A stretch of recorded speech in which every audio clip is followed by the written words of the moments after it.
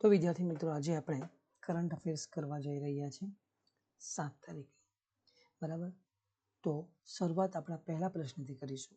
બધું લાંબી વાતો ન કરીએ અને આપણે શરૂઆત કરીએ નવા પ્રશ્ન. એટલે પહેલો પ્રશ્ન છે કે પ્રધાનમંત્રી નરેન્દ્ર મોદી નવી દિલ્હી ખાતે આંતરરાષ્ટ્રીય કૃષિ વિજ્ઞાન કેન્દ્ર આ સંકુલમાં 3 ઓગસ્ટે કૃષિ અર્થશાસ્ત્રીઓની કેટલામી આવૃત્તિનું ઉદ્ઘાટન કર્યું. એટલે કે આ જે આંતરરાષ્ટ્રીય પરિષદ હતી એની કેટલામી બેઠક છે? 29મી છે, 30મી છે, 31મી છે કે 32મી?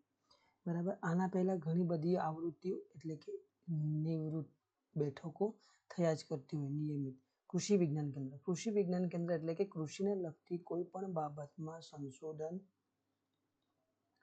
નવી બાબતને એડ કરવું, નવીન ટેકનોલોજી, પછી એના આર્થિક પાસા સાથે એને પર્યાવરણીય બાબતો કે અસરો, ત્યાર પછી અનિયમિતતા શાની? વરસાદની, પાણીની, પછી એનામાં જે પ્રયોગ થઈ રહ્યા છે રસાયણો, આ બધી જ નાના નાના બાબતોનો એ શું આમાં ચર્ચા કરવાની હોય છે અને ચર્ચા કરતા હોય છે, બરાબર. તો આપણો જવાબ છે કે 32મી આવૃત્તિ છે, બરાબર. આ ખાસ ધ્યાન રાખવું. ત્યાર પછીનો નવો પ્રશ્ન લઈએ તો રાષ્ટ્રીય હેન્ડલૂમ દિવસ ક્યારે ઉજવવામાં આવે છે? આપણો ઓપ્શન છે કે 7 ઓગસ્ટ, 3 ઓગસ્ટ, 6 ઓગસ્ટ કે 9 ઓગસ્ટ, બરાબર. ઓપ્શનની અંદર આપણો જવાબ હોવો જોઈએ 7 ઓગસ્ટ. 7 ઓગસ્ટે શું છે? રાષ્ટ્રીય હેન્ડલૂમ દિવસ. હવે આ રાષ્ટ્રીય હેન્ડલૂમ દિવસની ઉજવણીનો હેતુ શું એ પણ આપણને ખબર હોવી જોઈએ. હેતુ શું છે? શા માટે? બરાબર.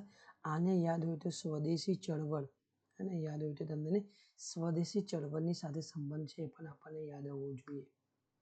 સ્વદેશી ચળવળની અંદર કોના દ્વારા? તો ગાંધીજી દ્વારા એની શરૂઆત કરવામાં આવી હતી, એ પણ હોવું જોઈએ. પછી આના આધારે જ આપણને શું ભંગનું આંદોલન, બંગાળ, તો આ બાબત હોવું જોઈએ. એટલે રાષ્ટ્રીય હેન્ડલૂમ દિવસની ઉજવણી કરવામાં આવે છે એના ભાગરૂપે.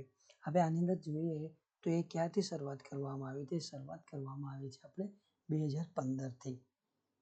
7 ઓગસ્ટના રોજ આપણે શું રાષ્ટ્રીય હેન્ડલૂમ દિવસ તરીકે ઉજવવાનું નક્કી કરવામાં આવ્યું છે. આનો હેતુ છે હસ્તકળાને પ્રોત્સાહન આપવું. એટલે કે ગાંધીજીનો તમે હોય તો શું હસ્તકળા, બરાબર. હસ્તકળાની અંદર આપણે જોઈએ છે ચરખા દ્વારા કાતવાનું શરૂઆત કરવામાં આવતી ગાંધીજી દ્વારા. એને સ્વદેશી ચળવળ પણ કહેવામાં આવે છે. બીજું સામાજિક, આર્થિક અને સાંસ્કૃતિક ઓળખ બનાવી રાખવા માટે. પછી આધુનિક ક્ષમતા, એટલે કે આ જે ચરખા છે ને આની અંદર એક નવીન ટેકનોલોજીનો વિકાસ થાય. એનું કયું? એક તો સામાજિક પાસું મજબૂત બને, બીજું કે આર્થિક પાસું અને ખાદી એનું ઉદાહરણ છે. તો આ બધી બાબતો એમાં ધ્યાન રાખવામાં આવી હોય છે. ચલો હવે ત્યાર પછીનો પ્રશ્નની વાત કરીએ તો તાજેતરમાં ચર્ચા મળેલો અસ્ત્રા માર્ક 1 મિસાઇલ એ કેવા પ્રકારની મિસાઇલ છે? બરાબર. મિસાઇલ એટલે કે જે મિસાઇલ બનાવવામાં આવે છે, આપણને ખબર છે કે DRDO દ્વારા બનાવવામાં આવે છે. એનું ઉત્પાદન કરે છે ઇન્ડિયન ડાયનેમિક મેન્યુફેક્ચર દ્વારા કરવામાં આવતું હોય છે. હવે આ કઈ છે? આની ક્ષમતા કઈ છે? તો એર ટુ એર એટલે કે વાયુથી વાયુ, એટલે કે હવામાંથી હવામાં આવું હોય છે. ઓપ્શનમાં હોય છે હવાની મારક ક્ષમતા છે. એર ટુ એર એટલે કે હવાથી જમીન અને જમીનથી જમીન કે જમીનથી હવા, બરાબર. કઈ જગ્યાએ? ઓપ્શન છે આપણો કે આ એર ટુ એર. આ બધી જ પ્રકારની મિસાઇલ બનાવવામાં આવતી હોય છે. એવું નથી, આપણી પાસે 3 છે. એક તો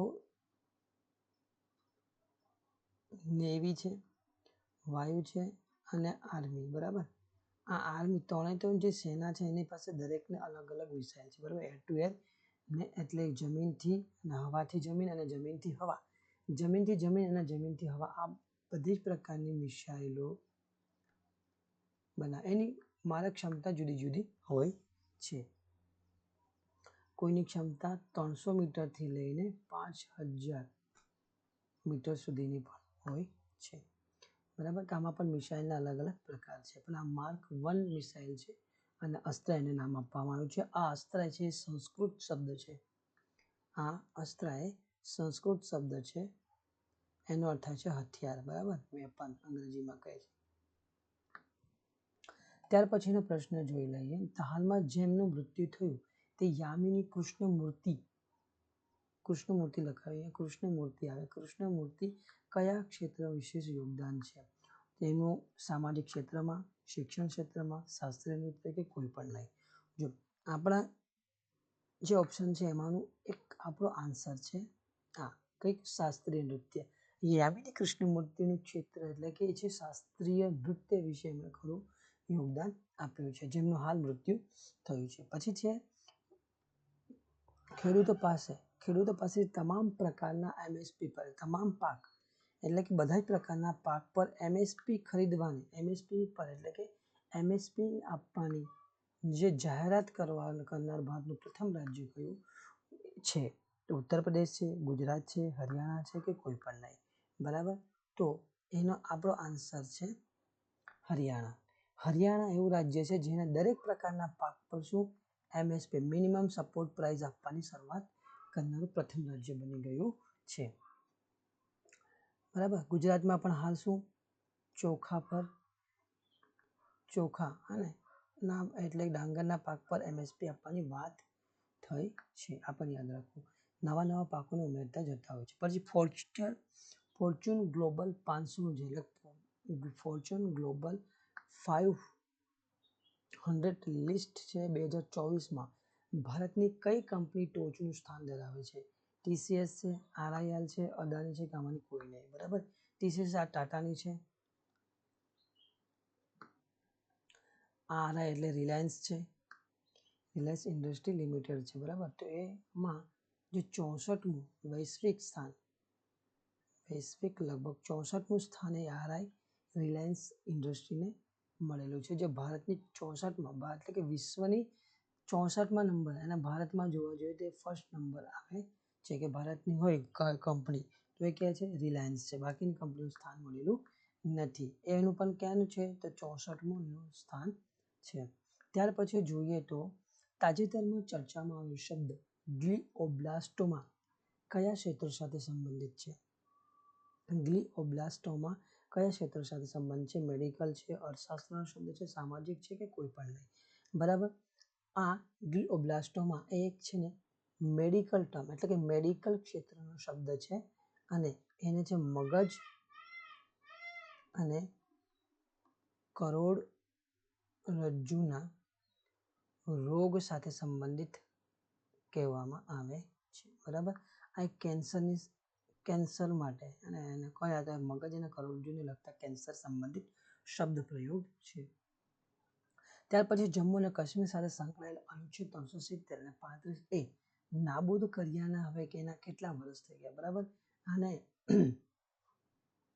2019ની અંદર આને લગભગ નાબૂદ કરવામાં આવ્યું હતા. તો આજે એના કેટલા વર્ષ થયા? 10, 5, 3 કે પછી કોઈ પણ નહીં. તો આપણો આન્સર છે કે 5 વર્ષ, અને આ આર્ટિકલના હટાવ્યા અને આજે 5 વર્ષ થઈ ગયા છે. પછી ડીઆરટીપીએસ માટે કયા રાજ્ય સાથે એસબીઆઈ જનરલ ઇન્સ્યોરન્સ છે એમઓયુ એટલે કે મેમોરેન્ડમ ઓફ અન્ડરસ્ટેન્ડિંગ એટલે એમની સમજૂતી થઈ છે. શું કહે છે? સમજૂતી અથવા તો કરાર થયા છે. કયો તો DRTPS disaster risk transfer parametric insurance solution. એટલે કે ડિઝાસ્ટર એટલે કે જે કુદરતી આફતો આવે છે અને પેરામેટ્રિક ઇન્સ્યોરન્સ સોલ્યુશન છે. કોની સાથે? તો એસબીઆઈ જનરલ ઇન્સ્યોરન્સ સાથે આવો કરાર કરનાર પહેલું રાજ્ય કોણ બન્યું છે? નાગાલેન્ડ છે કે ત્રિપુરા છે, સિક્કિમ છે કે કોઈ પણ નહીં, બરાબર. તો એનો આપણો આન્સર છે કે એ પહેલું રાજ્ય બનનાર છે નાગાલેન્ડ. નાગાલેન્ડ દ્વારા ડીઆરટીપીએસની શરૂઆત કરવામાં આવી છે, એ બી એસબીઆઈ જનરલ ઇન્સ્યોરન્સની સાથે આ એમઓયુ કરવામાં આવ્યા છે. પછી જોઈએ તો એમાંથી તાજેતરમાં જ ASEAN India trade in good એગ્રીમેન્ટની બેઠક થઈ. આ બેઠક કેટલામી હતી? બરાબર. કેટલામી હતી? બીજી હતી, ત્રીજી હતી, ચોથી હતી કે પાંચમી? બરાબર. આ આન્સર છે આપણો કે ડી આન્સર સાચો છે. એ આપણી પાંચમી બેઠક હતી કે ASEAN India trade in goods એગ્રીમેન્ટની બેઠક થઈ, તેમાં એની પાંચમી બેઠક હતી. ચલો પછીનો આ લાસ્ટ પ્રશ્ન છે આપણે ઇન્ડિયા @ 100 ભારતના આર્થિક ભવિષ્ય માટે એક વિઝન પુસ્તક કોના દ્વારા લોન્ચ કરવામાં આવેલું છે? ઇન્ડિયા @ 100 એટલે ભારતનું આર્થિક ભવિષ્ય માટે એક વિઝન છે, આવું નામનું પુસ્તક કોના દ્વારા લખવામાં આવ્યું છે? નરેન્દ્ર મોદી દ્વારા, પિયુષ ગોયલ દ્વારા કે પિયુષ ગોહિલ દ્વારા કે કોઈ પણ નહીં. બરાબર.